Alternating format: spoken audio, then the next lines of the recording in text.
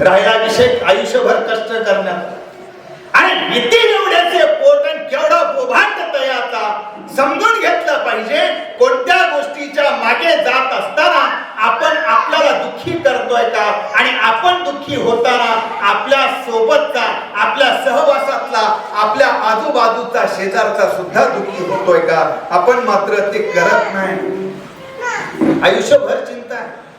ह्याची चिंता कर, त्याची चिंता कर, ही चिंता कर, ती चिंता कर. अहो तुमचं नाही, आमचं शहरातलं तिकडचं उदाहरण देतो.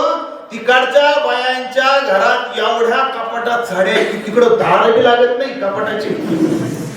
तुमचं नाही, तिकडचं. दुःख हे नाहीच आहे की आमच्या घरात एवढ्या साड्या की कपाट लागत नाही.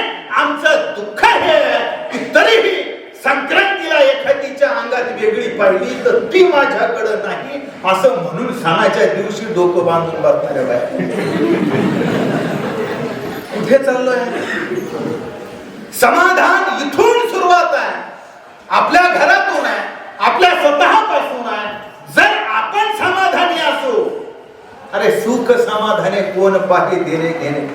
जो स्वतःच्या सुखात समाधानी आहे तो दुसऱ्याच्या फाटक्यात पाय घाली.